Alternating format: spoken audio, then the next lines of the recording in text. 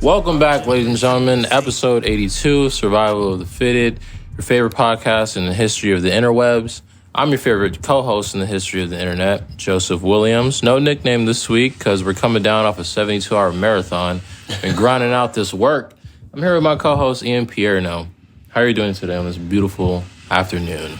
In sunny San Diego, right? In the beautiful city of San Diego. Yeah. Good. So me and Joe have spent like the past 72 plus hours together, 2 different states. You know, I'm talking about like we traveled for the first time like together. I think we traveled together. No, like on the same plane now. Oh, yeah. Joe has just like no idea how to travel like a real person. I'm just like, you know what I'm saying? It's just in my blood to be late to everything. So, like, the other day, or what was it, yesterday morning, I'm asleep. Like, I'm asleep. I am snoozing in my hotel room. And I just get a knock on the door. Full context for those that don't know, we're coming home. We're going back to LA from Summer League in Las Vegas. Yeah, and I just get a knock on my door and at like 8:45, and me and Ian are on the same flight. So it just shows you, like, how we would approach this said flight. And Ian just knocks on my door with his freaking luggage all packed, looking like a great, you know what I'm saying, I got a solid professional adult. Yeah, he has a solid airport fit on. And I'm just in the bed, like, snoozing, like, sleeping. He's like... None of his shit's packed up. It's all just, like, scattered. all around the room. It's so funny. And, like, ironically, I'm like, bro, like, we kind of have to go. But the reason we had to go that early was because I was looking out for you, because I got TSA pre-check. So yeah, he could have been. We could have swapped roles in that moment. When I left my hotel room, I low-key didn't see you. Oh, yeah, so I, like, walk into the shared area, and I don't see Joe. So I assume he's already left. But the door is closed. So I'm like, okay, like, I gotta be, like, you know, 100% sure. Yeah, I'm gone. Bad luck if I leave former intern Joe. Yeah, it's never a good look. Yeah. And bro's in bed. I don't even think you were asleep. Like, I think you were just scrolling your phone. Yeah, I was like, it was one of those morning scrolls. I was scrolling through NPC TikTok. Right. Yeah. And there's just... Wait. NPC TikTok? Yeah. Oh, you did tell me about this. Wait, yeah, you need to explain this. Oh, yeah. I mean, just this little funny side story. My TikTok got, like, age restricted for whatever reason. I have no idea why. So it was like, well, you can't watch the videos you used to watch, which weren't even bad videos. It was like, it was very niche. It was like a lot of subreddit, like, explanation, conspiracy theory videos. Oh my gosh, I'm on I that love side. those, yeah. Yeah, me too. There's a glitch in the system, and then I was like, I guess I'll have to make a new one. I made a new one, and it was like not letting me show my, or whatever. I had to make a new one, so now I have to create all my niches all over again. So now whenever I go on my For You page, it's like, video I seen 2 months ago with 7.4 million likes on it. And I'm like, man, what the heck? So yeah, as I was scrolling through NPC TikTok, you only see like the most viral shit, which is kind of the worst part of TikTok, I'd say. Yeah. And what makes TikTok fun is like the niche little corners you get in. Exactly, like kind of defeats the purpose of TikTok in a way. Yeah. But either way, I was scrolling through NPC TikTok and Ian comes over, was professional, you know what I'm saying, responsible adult, wakes me up out of my slumber, and he's like, we have to go. Which we really didn't even have to go in that moment. I quite literally got up and like got ready for 20 minutes, went downstairs, changed my t-shirt. You need to get ready. Yeah, we need to get ready. And by the way, you were the last person to board the flight. I was I'm always am though. Always am the last person to board the flight. I usually am too. But Joe, like, so I have TSA pre-check, so I'm able to make it through the gate, like to the gate a little quicker than you. Yeah. But I'm like, I get there and I'm like, man, like I've been waiting on Joe like for a while. So I FaceTime him and he's like, oh, I had to stop and buy a vanity license plate. Yeah, like I'm buying souvenirs in the souvenir shop. I'm getting Jamba Juice. I make sure I got my peanut butter M&Ms. I'm getting popcorn. I bought all that stuff before I got on there. It's a 45-minute flight. Why am I doing this? I don't know. It's just in my blood. Like, it's just what I do. I'm late. So it's Southwest, which I'm not a big fan of Southwest free seating. But Joe, like, gets on and is just, like, purely just, like, a lost puppy. I'm not lost. I was very chilling. That was just, you were chilling, but you were, like, a lost, like, you had to go to the back of the plane, back to the front of the plane. Yeah. I put my luggage in. It was a few rows behind you, so I had to get your luggage on the way out. Mm-hmm. It was interesting seeing Joe's traveling style. I think, you know what? It's not what I expected. I'm usually a super organized person, you know what I'm saying? But I think that was just like me adapting to survive. Virgo energy. Yeah, that was just me adapting to survive because them Southwest flights, man, they just leave you out there to die. You know what I'm saying? It's like, you find a seat, if you can find a seat on this plane, that'd be great. If not, brother, we're going to book you another flight. Like, it's just very, like, I need that Delta vibes, you know what I'm saying? Either way, safe travels. We made it back to LA. We're chilling here. Our voice is kind of shot, though. Yeah. Our voice is kind of gone. Like, my throat hurts, but it's all good because we're powering through it. Why would you say our voice is shot? Dude, just a combination of a trillion things. Yeah. So it started Sunday. I had a double OT game at Venice Beach that we lost. But I won't lie, it was fun. Then just going to the desert where it's so dry just kind of exacerbated it. And then when you're recording, you know, and you're like 2-hour podcasts with 2 first ballot NBA Hall of Famers and LeagueFits Hall of Famers. Yeah. You know, that's kind of strenuous too. Subtle hint to it we can... Subtle hint. Check that out next week. Yes, sir. It's going to be very, very, very, very epic. And then we went to a concert last night at the Forum in Inglewood. Yeah, I love that. We went to this concert and Lil Wayne came out as like a special guest, like a little surprise guest, and I forgot who it was. Lil Wayne is a rock star, by the way. Yeah, but it's like he just doesn't. It's like he's so in like this world that by now that like. There's no, like, surprise. Oh, crazy special guest runs out on the stage. He just walks out on the stage. I'm like, is that Lil Wayne? Yeah, like, he's just vibing. Super vibing. I'm like... Walks as chill as you can. Styrofoam cup. But then, like, when he performed, like, he was, like, a rock star. It wasn't, like, you made this analogy last night. It's not like when you, like, go to, like, a club and a rapper, like, sits... Like, doesn't even stand up. Will just, like, sit there, do 2.5 songs and dip. Yeah. Like, he was like a rock star, like jumping up and down. Like, he was like fully like turned up. That was such a cool thing to see. Yeah. Especially like 4 hours after getting back from Summer League. Speaking of which, it was your first Summer League.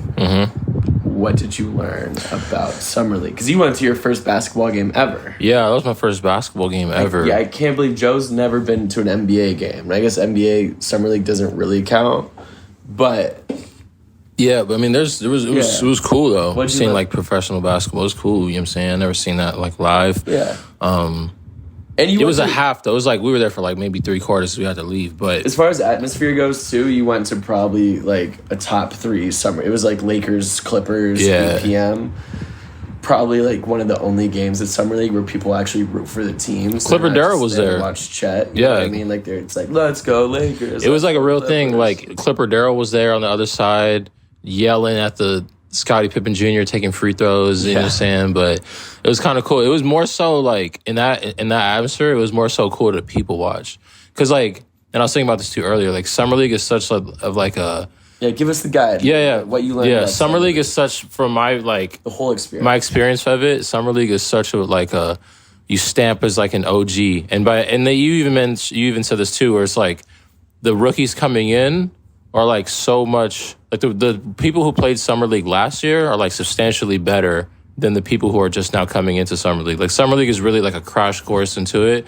So like you kind of like stamp yourself as like kind of like an OG. Like Taylor Horton Tucker was like at Summer League a year or two ago, hanging out with LeBron James, and he looks like just the OG coming through like a varsity, looking like the JV practice. Yeah. In reality, Taylor Horton Tucker was like 20 or 21 at the time. No, that is a real thing. Like if you are a player and you're sitting courtside at Summer League, like you're the man. Yeah, John Morant must feel like the man looking at his like I saw like Kevin Knox, who I'm pretty sure was like 18 when he was drafted, and so I don't know. I think he's in like his 3rd or 4th year in the league. Yeah. But like still like Kevin Knox has got to be like 23 or younger. Yeah, he's probably like my age. And he's sitting courtside at the one. I think it was actually the Knicks game, and he looks like he's 40 just because like. If you're an NBA player watching Summer League, you just look wise. Yeah. Right? Yeah, exactly. It really is the varsity JV analogy. Like, it's just exactly what it is. Yeah, it's it's literally the varsity team popping out to watch the JV team. Yeah, which we've all done. And they're super excited because Austin made a 3. You know what I mean? Which they don't get to do when they practice against varsity. 100%. Okay, what'd you learn about Summer League, like, as a fan? Fans about Vegas as a fan. I mean, we kind of mentioned this a few days ago, but it's for sure Vegas is like it's a nice city, but it's also like not really a city. Like it's just you're kind of you're in a way you're like kind of trapped to your hotel room, and that may or may not be strictly because of the weather, because the weather there is horrendous. Yeah. But yeah, you can literally spend 36 hours getting a Las Vegas experience without leaving your hotel, which blows my freaking mind. Your first probably 22 hours of Vegas were in our hotel. Blows my freaking mentality. Because it's crazy. To provide context, it's like 110 degrees out. So like if you have to go outside in Las Vegas, like you have to shower afterwards. Like especially during the day. We were hanging out with Figs, and then Figs he was like, I ran over. He's like, I have to shower. I went to Walgreens. It was cool. Yeah. He like had like 3 different outfits on that day. And I was like, man, that's crazy. You got a wardrobe change because you went outside. It speaks to what you're talking about. And you don't even get like crazy sweaty because it's so dry. It just kind of evaporates off your skin, but you just feel gross.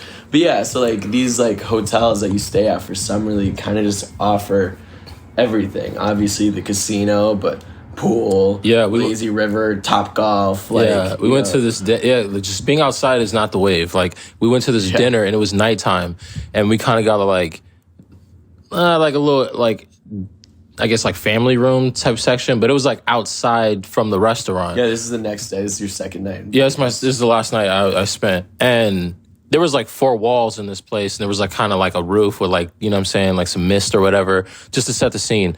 And I didn't really realize like you really don't go outside. So we're like kind of outside, but we're kind of inside. And this girl keeps saying like, why is this outside? Why is this outside? And I just looked, I was like, yo, you do realize like we're not outside, right? Like there's 4 walls, like, but she was talking about like strictly the weather. Yeah. And like, come to find out 20 minutes in, I'm like, mother of God, why are we not inside? Like it's just too hot to function outside.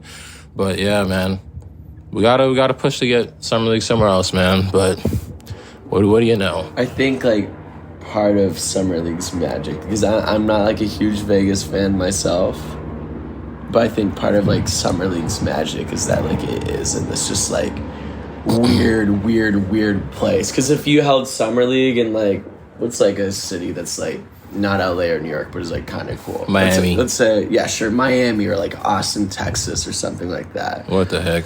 It's just like regular. Yeah. Like, I like how, like, everything in Summer League is just, like, kind of weird. You know what I mean? Like, you're walking around your hotel room and like, there's just, like, lottery picks. Like, you're getting like, a $30 lunch for some, like, horrible food.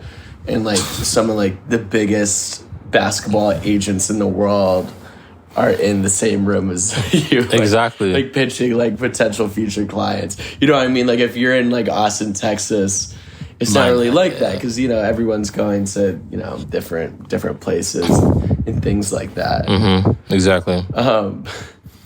Yeah, it's just, so I think like Vegas is just like, will you catch me in Vegas? Any point is not Summer League. Probably not. But I do think it kind of plays into the just magic and weirdness that is Summer League. Yeah, it's very awkward in a sense. Speaking of the fashion side of things. Okay. No, did you have a point you wanted to make? No, I just wanted to say shout out to Richard Jefferson for becoming a referee. I just think that was so cool. I was honored enough to be at the game where Richard Jefferson was a referee in the second quarter. Bro, we got to get Richard Jefferson as a podcast guest. I feel like that's doable. Yeah, he would kill that.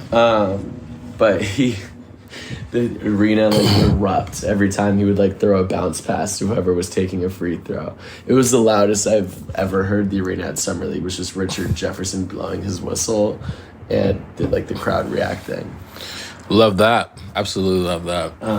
Fashion wise, it's like it's a white t-shirt and Rude mesh shorts event. Mm-hmm. Shout out John Morant. That's been like his Summer League uniform. But we did see a legendary link up. Shout out to our guy. Shout out to Amar, photographer on Instagram, absolutely killing it. He really does carry some of the LeagueFits content, especially like in Dallas throughout the season. So shout out to Amar. But Yeah, he sent like some sample photos of like Josh Christopher and Shea Gilgeous-Alexander doing a little photo shoot, and I just think that's so sick because it's like both of those guys That's are like a legendary link up. That's a legendary. Both those guys. That's an insane link up. You're not going to get during the season. Yeah, and that's a beauty of Summer League right there, ladies and gentlemen. Summer League 101. So. Oh. Yeah. And for the LeagueFits OGs that remember Sean, my former intern, Joe and Sean met up, and it was like a beautiful baton passing. That was a beautiful like Trinity moment. Yeah, I mean, there's been other people who contributed to LeagueFits in sense of like social media presence, right? But like me and Sean, those are so cool. Yeah, I felt like this is so lame. But I felt like we were like the Heatles, like. At a Heatles reunion, like LeBron. Oh, just LeBron, Wade, Bosh, like back together. That's like a great big three. Us three is an insane big three. Yeah.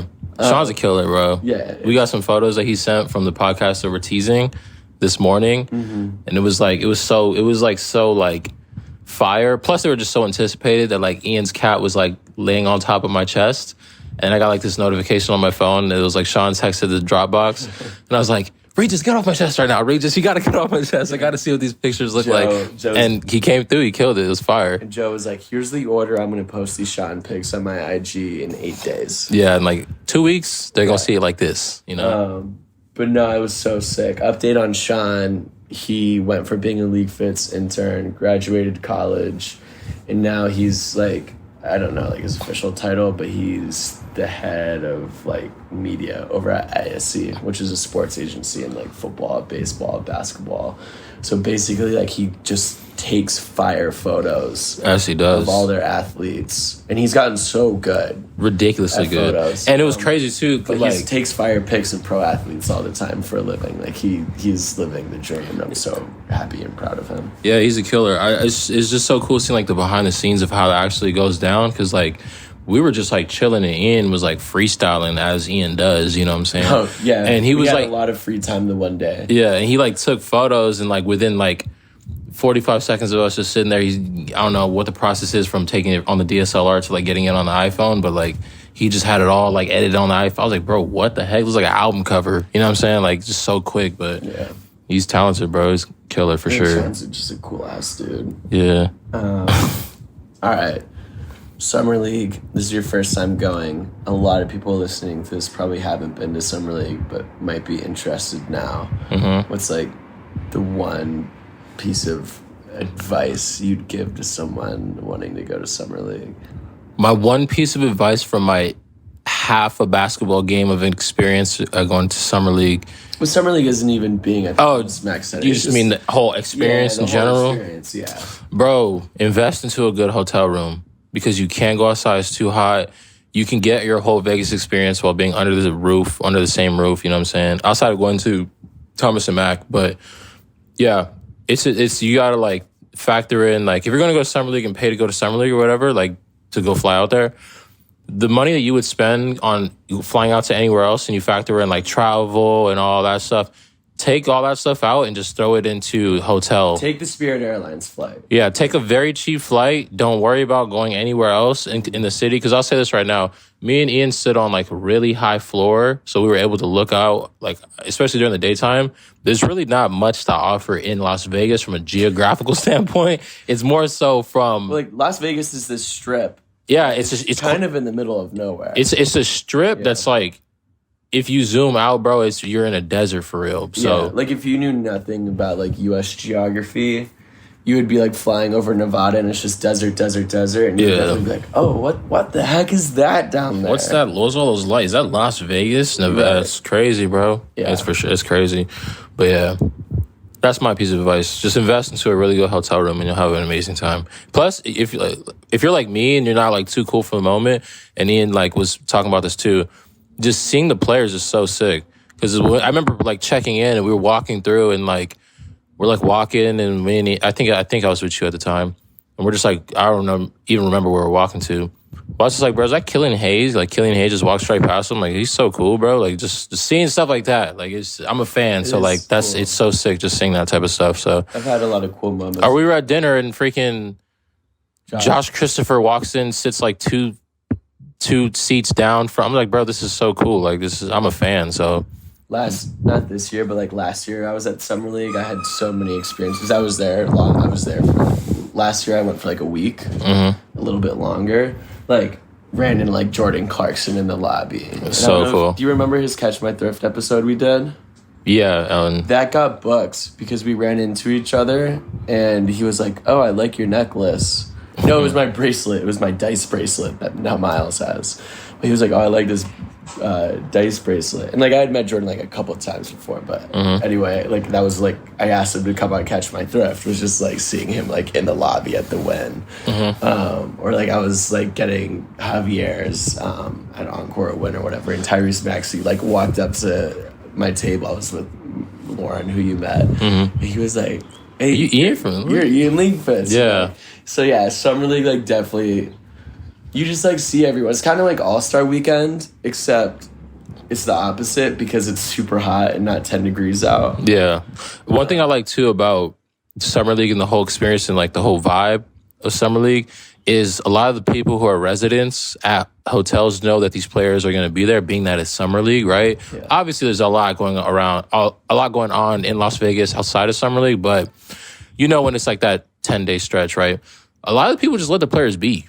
You know what I'm saying? I kind of do like that because even like we were leaving and I think like Alonzo, I forget how to say his last name, but he was just like chilling, like, you know what I'm saying? Like nobody. I mean, and I'll say this. I like that too. It's obvious who's an NBA player in Summer League versus just because you got like these 6'10" people walking around the hotel lobby with like Air Jordans on. You're like, that guy probably plays on like some Summer League team, but they don't like go up to like an ass. They just let them be. But one person that didn't let be was one of the person that we shot the podcast with. I'm not going to drop any names, but he got bombarded. Like we had a guest on the podcast. You guys will see it. But man, as soon as this dude left the place, I think that's probably the big signal about how good our next podcast guest is as soon as he leaves the room, people just bombard him, ask for photographs, autograph, everything, man. Right. But overall, generally, Summer League it's literally an EYBL, like it's literally just an AAU tournament. Yeah. You know what I mean? It's the exact same vibe, except these are grown-ups. Yeah. Because I first started going to Vegas like 7 and 8 years ago for AAU tournaments, because that's what I did before I did this stuff. And it's literally the exact same vibe, except it's slightly nicer hotels and the players are 4 years older. But yeah. Anyway, we'll wrap it up there. Yeah. We'll see you guys next week for the coolest thing that ever happened in LeagueFits history. Coolest thing that happened in my life. So you guys will see it. Pretty cool. Yeah. Either way, peace out. Shout out Chrome Hearts. Love you guys. We're 82 deep. See you next week. Go follow Survival of the Fitted wherever you get your podcast. Tell them that intern Joe sent you. Click the follow button. Go follow Survival of the Fitted.